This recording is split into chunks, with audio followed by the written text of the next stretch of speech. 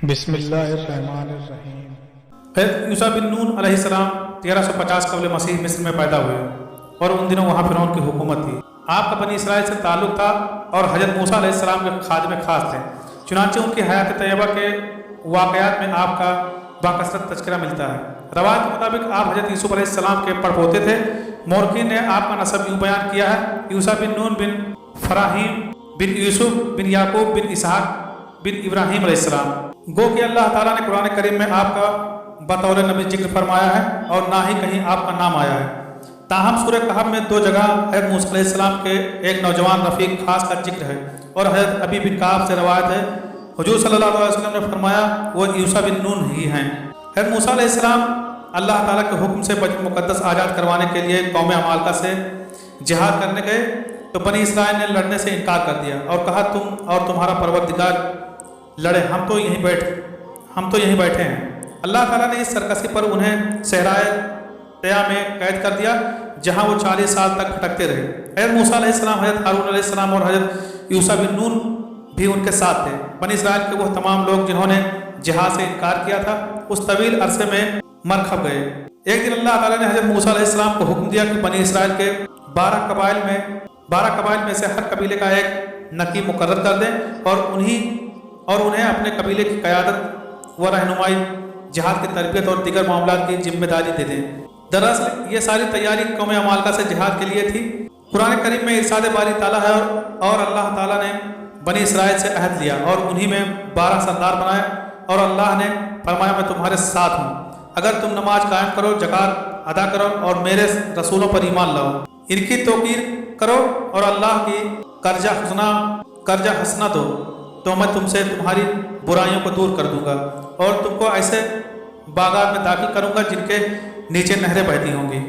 بس جس نے تم میں سے اس کے بعد کفر کیا تو بے شک وہ سیدھے راستے سے گمراہ ہوا۔ حضرت موسیٰ علیہ السلام نے اللہ تعالیٰ کے حکم کے مطابق 12 قبائل میں سے 12 سردار منتخب کیے اور حضرت یوسف بن نون علیہ السلام کو ان سب کا صبح سالار مقرر کر دیا۔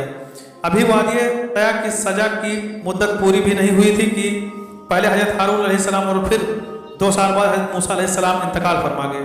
تاہم حضرت موسیٰ علیہ السلام نے انتقال سے قبل حضرت یوسف علیہ السلام کو اپنا جانشین اور خلیفہ مقرر فرما دیا تھا۔ کئی مفسرین نے لکھا ہے کہ انہیں نبوت بھی عطا کی گئی تھی۔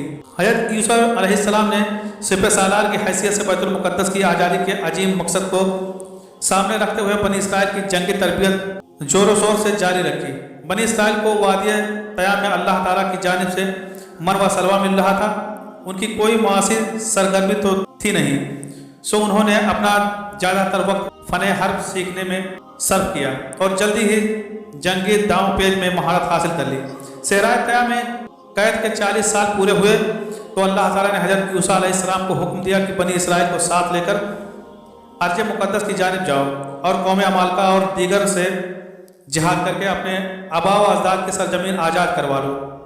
بنی اسرائیل کی نئی نسل کو اپنے بڑوں کے جہاد سے انکار کی غلطی اور اس کی پاداش میں قید کا احساس تھا۔ پھر بیت المقدس تو ان کا اپنا وطن تھا، لہٰذا وہ خوشی جہاد کے لیے تیار ہو گئے۔ جس وقت حضرت یعقوب علیہ السلام اپنے 11 بچوں کے ساتھ کنعان سے ہجرت کر کے حضرت یوسف علیہ السلام کے پاس مصر جا رہے تھے، اسی وقت ان کے ساتھ خاندان کے صرف 70 افراد تھے، اور اب بنی اسرائیل لاکھوں کی تعداد میں حضرت یوسف علیہ السلام کے پرپوتے حضرت یوسف علیہ السلام کی قیادت میں اپنے آباء و اجداد کی سرزمین مشرک اقوام سے آزاد کروانے جا رہے تھے۔ حضرت یوسف علیہ السلام بنی اسرائیل کو لے کر وادی طیٰ سے نکلے تو اس وقت آپ کے ساتھ بنی اسرائیل کے 12 قبائل کے 6 لاکھ سے زیادہ افراد تھے۔ حضرت یوسف علیہ السلام نے ان سب کے ساتھ نہر اردن پار کی اور اریحا کے مقام پر پہنچے جو سب سے بلند اور مضبوط فصیلوں والا قلعہ تھا۔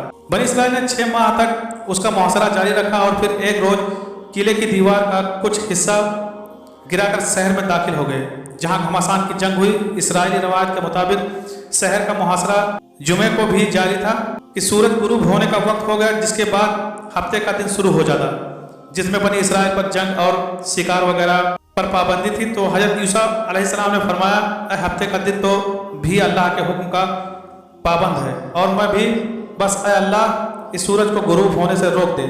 تو اللہ تعالیٰ نے سورج غروب نہ ہونے دیا، حتیٰ کہ حضرت یوسف علیہ السلام نے شہر فتح فرما لیا۔ تاہم بعض روایت سے معلوم ہوتا ہے کہ یہ واقعہ बैतुल मुक़द्दस की फतह के मौके पर पेश आया था। मुस्नद अहमद में हज़रत अबू हुरैरा रज़ी अल्लाह तआला अन्हु से मरवी है कि रसूल अकरम सल्लल्लाहु अलैहि वसल्लम ने फरमाया, सूरज किसी इंसान के लिए नहीं रोका गया सिवाय यूसा अलैहिस्सलाम के, जब वो बैतुल मुक़द्दस की तरफ कूच फरमा रहे थे। इस हदीस मुबारक से मालूम हुआ कि हज़रत यूसा बिन नून अलैहिस्सलाम ही बैतुल मुक़द्दस फतह किया और शम्स का वाक़या इसी की फतह में पेश आया। हज़रत यूसा अलैहिस्सलाम बनी इसराइल को लेकर सबसे पहले अर्ज किनान के पहले शहर आरिया की जानिब बढ़े और तवील मुहासरे और जंग के बाद कौम अमालका को शिकस्त दी।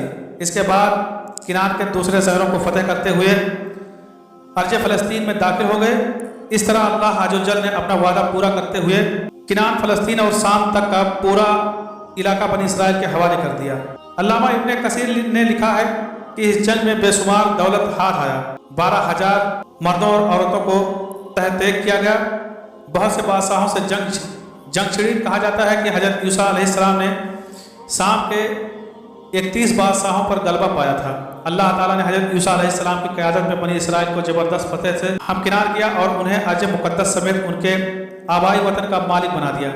इस मौके पर अल्लाह ताला ने उन्हें हुक्म दिया कि जब शहर में दाखिल हो तो मगरूर, मुतकब्बिर और सरकस लोगों की तरह दाखिल ना हो, बल्कि नहायत आजिज़ी व इनकसारी के साथ सर झुकाकर रुकू की हालत में तौबा इस्तग़फ़ार करते हुए दाखिल हो और अपनी जुबानों पर हत्ते कावर दजारी रखें, यानी ऐ अल्लाह हमें बख्श दे, फिर हम तुम्हारे गुनाह माफ़ कर देंगे और जो लोग नेकियां करेंगे उन्हें अपनी निमतों से मजीद नवाजेंगे और सजदे शुक्र बजा लाना। अल्लाह ताला तुम्हारे लिए मजीद आसानियाँ पैदा फरमा देगा।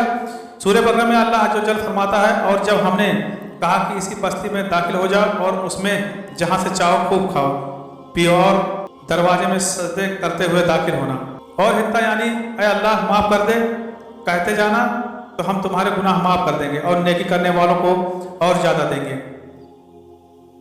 सूरतुल आराफ में इरशाद है, और जब उनसे कहा गया कि इस शहर में सकूनत इख्तियार कर लो और उसमें जहाँ से जी चाहे खाना पीना, और जब शहर में दाखिल हो तो हित्ता कहना और दरवाजे में दाखिल होना तो सजदा करना, हम तुम्हारे गुनाह माफ़ कर देंगे और नेकी करने वालों को और ज़्यादा देंगे। हज़रत यूसा अलैहिस्सलाम ने बनी इसराइल को अल्लाह ताला की यह अहकामात बताए, वाजिब नसीहत की और उन्हें इन अहकामात पर मिन व अन अमल की ताकीद फरमाई। लेकिन सरकशी और नाशुक्रापन तो बनी इसराइल की शिरकत में शामिल था। चुनांचे उन्होंने हज़रत यूसा अलैहिस्सलाम की हिदायत की परवाह न की और अल्लाह ताला के हुक्म की नाफरमानी करते हुए तौबा व इस्तग़फ़ार की बजाय गुरूर व तकब्बुर से आकड़ते इतराते तमसकरा व तहसजा करते शहर में दाखिल हुए। बनी इसराइल का नाशुक्रापन, गुरूर, नहुवसत और सरकशी व बगावत और नाफरमानी एक बार फिर अल्लाह ताला की नाराज़गी का सबब बनी और उन पर अजाब नाजिल किया गया। सूरह बकरा में अल्लाह ताला फरमाते हैं, फिर उन जालिमों ने इस बात को जो उनसे कही गई थी बदल डाली। हमने भी उन जालिमों पर उनके फसक व नाफरमानी की वजह से आसमानी अजाब नाजिल किया।